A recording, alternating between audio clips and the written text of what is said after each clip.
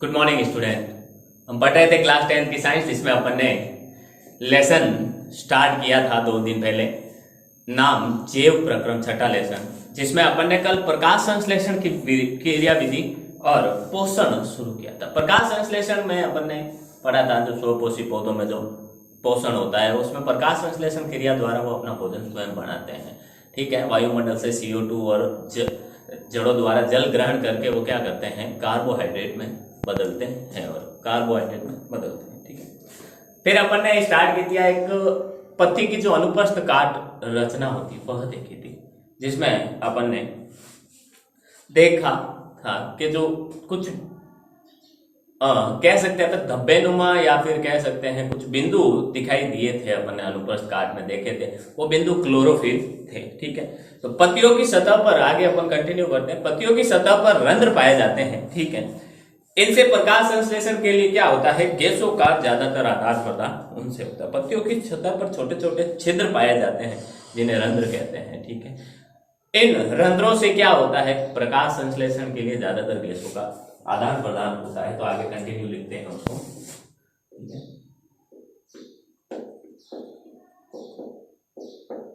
पत्तियों की सतह पर छिद्र पाए जाते हैं जिन्हें रंध्र कहते हैं। इन्हीं रंध्रों से प्रकाश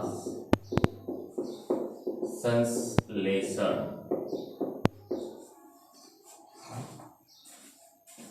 के लिए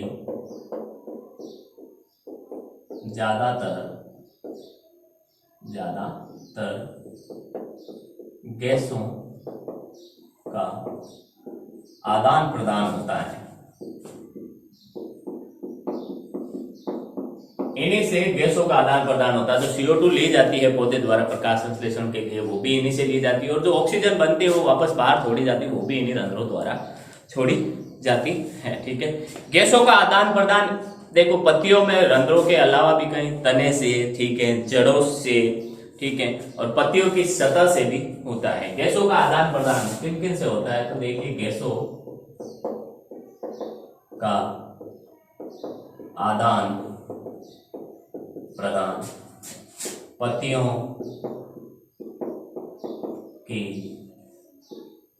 की सतह, जड़ व तने से भी होता है,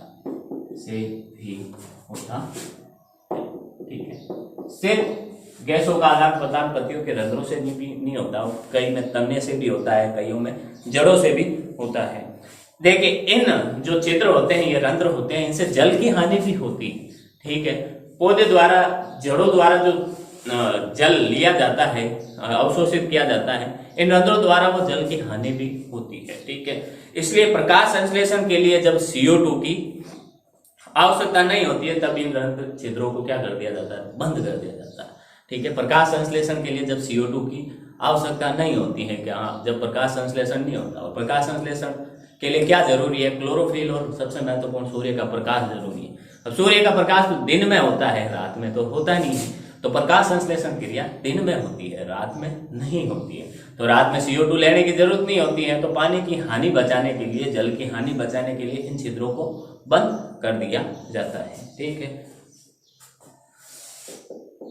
रंध्रों से जल की हानि भी होती है, इसलिए पौधों को जब CO2 यानी कार्बन डाइऑक्साइड की आवश्यकता नहीं होती है, तो इन छिद्रों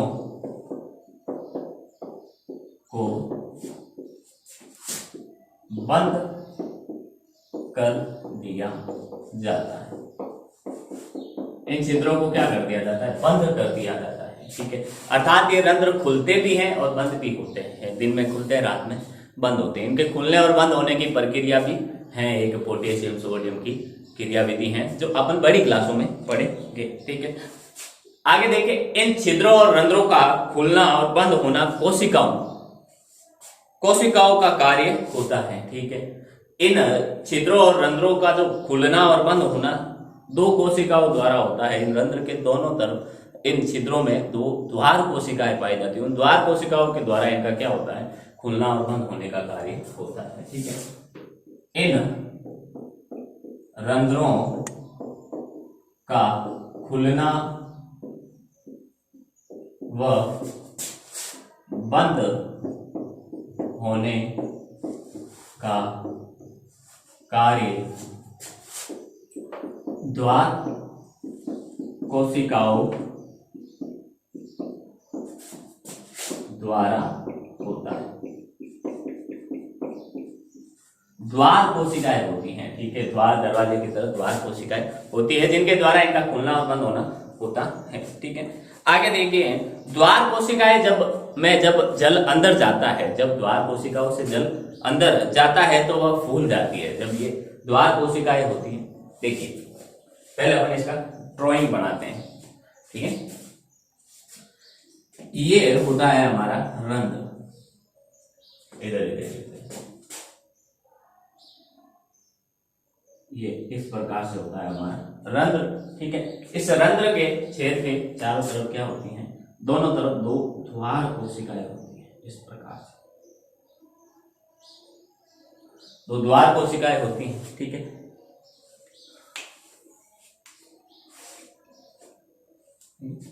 द्वार कोशिकाएं होती है और इनके चारों तरफ कुछ और छोटी छोटी कोशिकाएं होती हैं।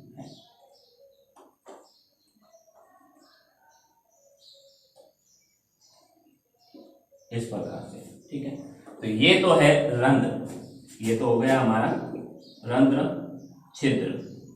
ठीक है, ये दोनों हो गई हमारी द्वार कोशिकाएं, ये है द्वार कोशिकाएं,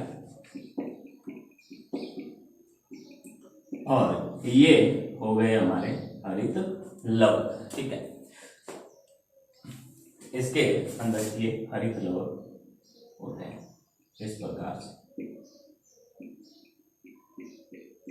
तो ये जो है हरित लवक है। जब इन द्वार कोशिकाओं में जल प्रवेश करता है तो जल अंदर जाएगा तो द्वार कोशिकाएं फूल जाती है, जिससे क्या होता है? रंध्र खुल जाता है।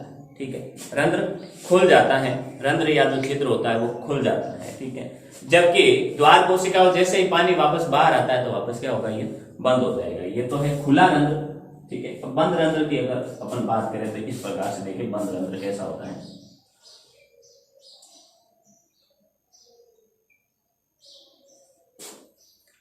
बंद रंध्र की अगर अपन बात करें तो बंद रंध्र इस प्रकार से होता है।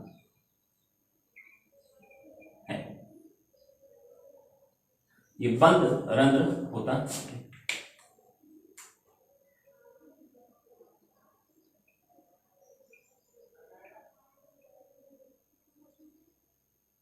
ये दोनों द्वार कोशिकाएं हैं, आपको पता है। ठीक है, तो ये तो है खुला रंध्र और ये है बंद रंध्र। दोनों के तरफ नाम लिखने की जरूरत नहीं है। ठीक है, ये इनके हरित लवक। तो देखिए, द्वार कोशिकाओं में जब जल अंदर प्रवेश करता है, द्वार कोशिकाओं में जब जल अंदर प्रवेश करता है तो द्वार कोशिकाएं फूल जाती है तथा ये छिद्र या रंध्र खुल जाते हैं। छिद्र या रंध्र क्या हो जाते हैं? खुल जाते हैं। छिद्र या रंध्र खुल जाते हैं, ठीक है। तथा इसी तरह क्या होता है, जब द्वार कोशिकाओं से जल बाहर निकलता है तो वो बंद हो जाते हैं। इसी तरह जब द्वार कोशिकाओं से जल बाहर निकलता है तो रंध्र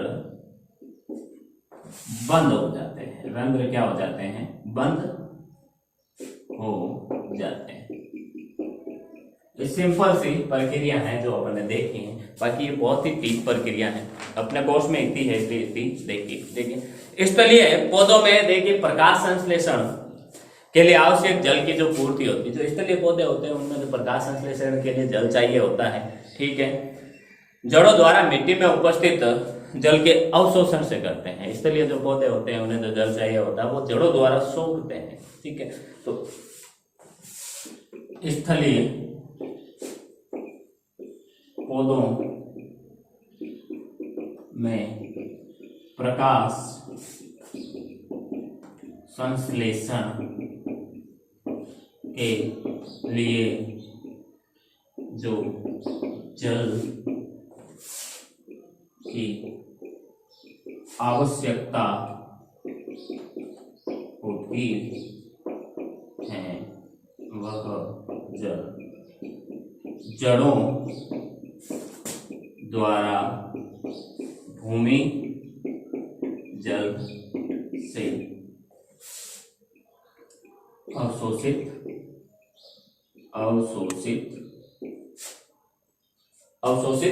करते हैं, अवशोषित करते हैं, अवशोषित करते हैं, ठीक है। देखिए नाइट्रोजन फास्फोरस जो आयरन लोहा होता है, मैग्नीशियम होता है, जैसे अन्य पदार्थ भी मिट्टी से लिए जाते हैं। इस जल के साथ ये अन्य जो महत्वपूर्ण तत्व होते हैं, ठीक है, वो भी मिट्टी से लिए जाते हैं। कौन कौन से? नाइट्रोजन, फास्फोरस, आयरन लोहा, मैग्नीशियम आदि अन्य पदार्थ भी मिट्टी से लिए जाते हैं, मिट्टी से लिए जाते हैं, ठीक है। अब नाइट्रोजन क्या है? एक आवश्यक तत्व है, ठीक है, जिसका उपयोग प्रोटीन तथा अन्य यौगिकों के संश्लेषण में किया जाता है। इसी तरह इन तत्वों के साथ नाइट्रोजन जो लिया जाता है वो भी क्या होता है? वो भी एक आवश्यक तत्व होता है जो क्या? प्रोटीन बनाने में और अन्य यौगिकों के संश्लेषण में बनाने में किया जाता है, ठीक है। नाइट्रोजन एक आवश्यक तत्व है जो प्रोटीन तथा अन्य यौगिकों के संश्लेषण में काम आता है। इन यौगिकों के संश्लेषण में नाइट्रोजन उपयोगी होता है। नाइट्रोजन की मात्रा वायुमंडल में 78% सबसे ज्यादा, ठीक है, लेकिन वो पौधे के लिए उपयोगी नहीं है क्योंकि पौधा डायरेक्ट उस नाइट्रोजन को ग्रहण नहीं कर सकता। पौधा यौगिकों के रूप में तो कई सारे क्रियाएं होती है, बिजली कड़कना, कई सारी क्रियाएं होती है, जैसे नाइट्रोजन अपने यौगिकों नाइट्रेट, नाइट्राइड, NO2, NH3 में बदल जाता है और इन्हीं NO2, NO3 के रूप में क्या करता है पौधा ग्रहण करता है। तो ये तो था स्वपोषित पोषण। अब तक इसका स्क्रीनशॉट ले आप। अब देखेंगे अपन स्वपोषित पौधों में देखिए प्रकाश संश्लेषण क्रिया द्वारा क्या होता है, अपने भोजन का वो निर्माण करते हैं, तो उनको पोषण स्वपोषी में इसी प्रकार से होता है। और वो कैसे होता है क्या होता है वो अपन ने देखा है। अब सिंपल वे में सिंपल तरीके से देखा है और जितना हमारे जरूरी था उतना अपन ने देखा है। ठीक है, आगे देखें, विषम कोषी जो जीव होते हैं, ठीक है, जो खुद अपना भोजन भी बनाते हैं, वो भोजन के लिए स्वकोशियों पर या अन्य पर निर्भर रहते हैं। ठीक है, अब विषम कोषी में पोषण कैसे होता है? पहले तो विषम कोषी होते क्या हैं? जो अपना भोजन स्वयं नहीं बनाते हैं। ठीक है, ये 3 प्रकार के होते हैं, शाकाहारी, मांसाहारी और सर्वाहारी। ठीक है, तो देखिए लेकर चलते हैं अपन इसको। विषम कोषी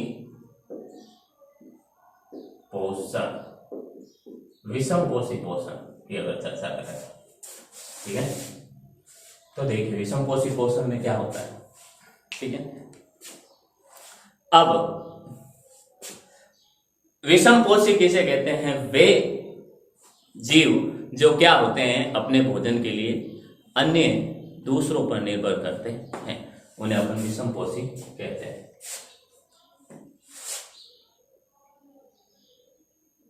वे सभी जीव जो अपने भोजन के लिए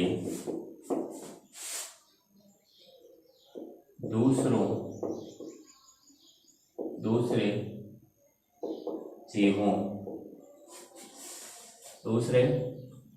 जीवों पर निर्भर करते हैं, उन्हें विषम पोषी कहते हैं। ठीक है, अब विषम पोषी में देखिए शाकाहारी भी आते हैं, मांसाहारी आते हैं, मृत जीवी आते हैं, ठीक है, परजीवी आते हैं। ठीक है, अब विषम पोषी में जैसे अपन देख लेते हैं शाकाहारी, मांसाहारी, ठीक है, मांसाहारी में देखिए मृत जीवी, परजीवी, कीट, पक्षी, ये इस प्रकार से कुछ इसके एग्जाम्पल है जो विषम पोषी में आते हैं। ये प्रत्येक जीव क्या होता है, अपने पर्यावरण के लिए अनुकूलित होता है, उसका वो जैसे वातावरण में रहता है अपने आप को वैसे ढाल लेता है, उस वातावरण के अनुसार क्या करता है, ढाल लेता है। तो प्रत्येक जीव अपने वातावरण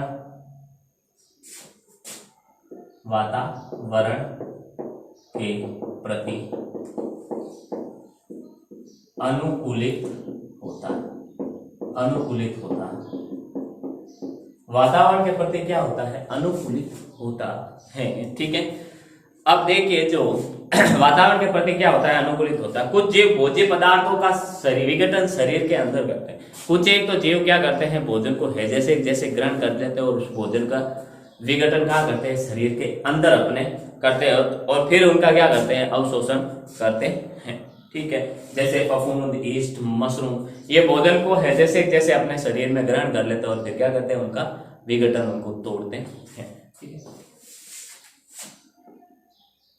कुछ जीव भोज्य पदार्थों का विघटन अपने शरीर में करते हैं तथा शरीर में विघटन करते हैं, फिर उसका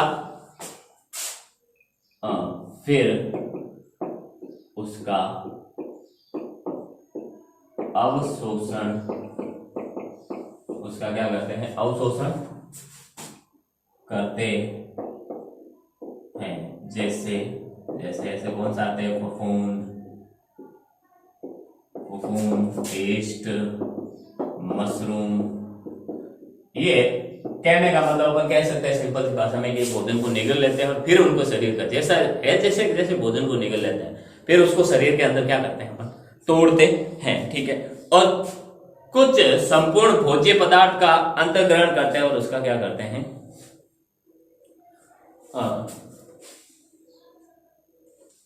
इधर देखिए, शरीर के बाहर विघटन शरीर के बाहर करते हैं। ये सभी क्या करते हैं, शरीर के बाहर अपने भोज्य पदार्थ का क्या करते हैं, विघटन तोड़ते हैं, ठीक है, और फिर उसका अवशोषण करते हैं। सॉरी, ठीक है, मैंने उल्टा लिख दिया था, ठीक है। तो ध्यान देना वापस एक बार, कुछ जीव भोज्य पदार्थों का विघटन अपने शरीर के बाहर ही करते हैं, बाहर ही उनको तोड़ते हैं, ठीक है, और फिर ग्रहण करते हैं। जैसे फफूंद, मशरूम होती है, ठीक है, ईस्ट होती है, ये जो भी इनका जो भी भोज्य पदार्थ होता है पहले उनको बाहर ही तोड़ते हैं, फिर क्या करते हैं, उन छोटे छोटे टुकड़ों को अंदर करते हैं। और कुछ जीव होते हैं जो भोज्य पदार्थों को पूरा अंदर ग्रहण करते हैं, ठीक है, अंदर ग्रहण करते हैं और उनका पाचन शरीर के अंदर होता है। कुछ जीव संपूर्ण भोज्य पदार्थ का अंतर ग्रहण करते हैं तथा शरीर के अंदर इसका पाचन करते हैं। इसका क्या करते हैं, पाचन करते हैं। इसके शरीर का इसका क्या करते हैं, पाचन करते हैं, ठीक है। देखो, कुछ जीव तो होते हैं जो और जंतु को बिना मारे उनसे पोषण प्राप्त करते हैं, उनको ना तो मारते हैं। अब देखिए, अगर बाहर से भोजन ग्रहण, बाहर अगर उसको भोजन ग्रहण करना है तो उसका अवशोषण करना है तो उसको मारना पड़ेगा। इधर भी अगर अंतर्ग्रहण पूरा करेंगे उस जीव को तो वो मरेगा, ठीक है। लेकिन कुछ जीव ऐसे होते हैं, कुछ जीव पौधों और जंतुओं को बिना मारे क्या करते हैं, उनसे भोजन ग्रहण करते हैं, भोजन प्राप्त करते हैं, ठीक है। जैसे परजीवी के रूप में रहते हैं, जैसे जूं है, हमारे शरीर सर पर रहने वाली जूं है। अब वो अपना भोजन हमारा खून चूस से करते हैं, तो उसके लिए हमें वो मारती थोड़ी है, ठीक है, हमें वो मारती नहीं है। इसी तरह शेर है, अगर वो हमें अपने भोजन के रूप में ग्रहण करेगा तो हमें ऐसा थोड़ी होगा कि हमें जिंदा छोड़ के, ठीक है, वो पहले हमें मारेगा फिर भोजन ग्रहण करेगा। तो कुछ जीव पौधों और जंतुओं को बिना मारे उनसे पोषण प्राप्त करते हैं, ठीक है। कुछ जीव पौधों और जंतुओं को बिना मारे उनसे पोषण प्राप्त करते हैं। जैसे एग्जाम्पल के थ्रू देखिए अपन, अमरबेल होती है लता, वो किसी के सहारे से चढ़ती है और उससे अपना भोजन प्राप्त करती है। वो जिस पौधे के सहारे से चढ़ रही है तो उसको पूरा मारती थोड़ी है, ठीक है। चूं, लीच, इसी तरह देखिए चूं, लीच आदि, किलनी, ठीक है, किलनी, फीता, क्रमी, ठीक है। इसके बाद आगे देखिए, आगे अपन चर्चा करें तो अमीबा हमारा जो अगला टॉपिक है, ठीक है, टॉपिक नहीं है, वो अंदर दे रखा, लेकिन अपन उसको टॉपिक बना के पढ़ते हैं कि अमीबा में पोषण कैसे होता है। और आपने पढ़ा होगा 7वीं 8वीं में, ठीक है, कि अमीबा में पोषण कैसे होता है, ठीक है। ये जीव अपना भोजन ग्रहण कैसे करते हैं, टॉपिक ये है, ठीक है। जीव अपना भोजन कैसे प्राप्त करते हैं। सबका भोजन ग्रहण करने के लिए एक ही पर्पज होता है, उद्देश्य होता है कि उनसे भोजन से ऊर्जा मिलती है, ठीक है। तो सबसे पहले अपन देखते हैं अमीबा में पोषण, अमीबा में पोषण कैसे होता है, ठीक है। तो देखिए, अमीबा क्या होता है, ऐसे उसके पादाब निकले हुए होते हैं, या पैरों की तरह ऐसे संरचनाएं होती हैं, ठीक है। जैसे ये अमीबा है, ठीक है, जैसे ही इसके पास कोई आता है, ठीक है, एक कोशिका के जीव है, इसके पास जैसे ही कोई खाने की पदार्थ आया, ठीक है, ये आया इसके पास खाने के पदार्थ, तो ये क्या करता है, अपने पैरों को बढ़ाता है और उसको ऐसे पूरा अपने अंदर ले लेता है, पूरा ले लेता है, ठीक है, पूरा अंदर की तरफ ले लेता है। अंदर की तरफ लेने के बाद वो उसका पाचन करता है, ठीक है, अतः पूरा ग्रहण कर लेता है। जैसे ही उसको लगता है कि इसके आसपास क्या होता है, कोई ना कोई आया है, खाने लायक चीज, खाद्य पदार्थ आया, वो उसको अपने पादाब बढ़ाकर या अपने पैर बढ़ाकर उसके चारों तरफ बना लेता है, एक घेरा बना लेता है और उसको अपने शरीर के अंदर ले लेता है, ठीक है। तो देखिए, एक कोशिकीय के जीव में पोषण, अमीबा में पोषण या एक कोशिकीय के जीवों में पोषण ऐसे ही होता है, ठीक है। एक कोशिकीय के जीवों में जो भोजन संपूर्ण सतह से लिया जाता है, ठीक है। एक कोशिकीय जीवों में भोजन संपूर्ण सतह से लिया जाता है, संपूर्ण सतह से लिया जाता है, ठीक है। संपूर्ण सतह से लिया जाता है। जैसे अमीबा होता है, वो कोशिकीय सतह में अंगुली जैसे अस्थायी प्रवर्त की मदद से अपना भोजन ग्रहण करता है। अमीबा जो होता है वो अस्थायी होते हैं, अर्थात उसके प्रवर्त जो निकले होते हैं वो ऐसा नहीं किसी प्रकार से निकले हो सकते, 5 ही निकले हो, 10 भी हो सकते, 2 भी हो सकते, अस्थायी होते हैं, ठीक है, क्योंकि इसका आकार भी इसीलिए अनिश्चित होता है। अमीबा कोशिकीय सतह से, अमीबा क्या होता है, कोशिकीय सतह से अंगुली जैसे अस्थायी प्रवर्त की मदद से अपना भोजन ग्रहण करता है। अमीबा कोशिकीय सतह से अंगुली जैसे अस्थायी प्रवर्त की मदद से भोजन ग्रहण करता है। भोजन क्या करता है, ग्रहण करता है, ठीक है। ये प्रवर्त क्या करते हैं, भोजन के कणों को घेरते हैं तथा भोजन के कणों को क्या करते हैं, ऐसे घेरते हैं और फिर संगलित हो जाते हैं, आपस में जुड़ जाते हैं। संगलित हो खाद्य रिक्तिका बना देते हैं, ठीक है, खाद्य रिक्तिका बनाते हैं। ये प्रवर्त भोजन को घेरते हैं तथा संगलित हो खाद्य रिक्तिका बनाते हैं, खाद्य रिक्तिका बनाते हैं, ठीक है। वो कैसे बनाते हैं आगे अपन चित्रों के द्वारा देखेंगे। खाद्य रिक्तिका बनाते हैं।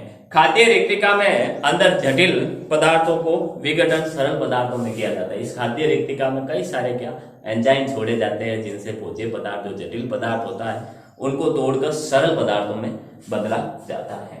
ये कोशिका में विस्तृत हो जाते हैं, फिर टूटने के बाद जो सरल पदार्थ होते हैं उस पूरी कोशिका में बिखर जाते हैं और उनसे ऊर्जा प्राप्त होती है। अब खाद्य रिक्तिका में क्या होता है, खाद्य रिक्तिका में भोजन के जटिल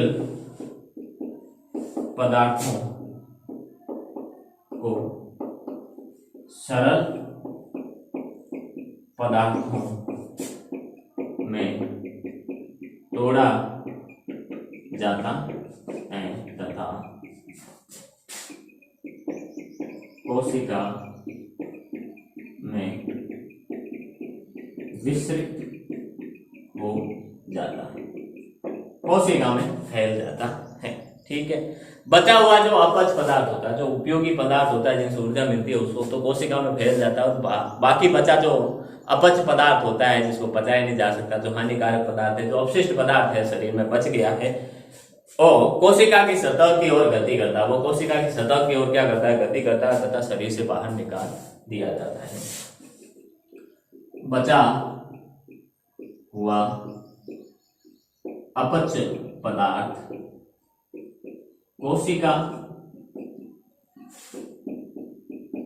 सतह की ओर गति करता है तथा शरीर से बाहर निकाल दिया जाता है। शरीर से बाहर क्या होता है, निकाल दिया जाता है।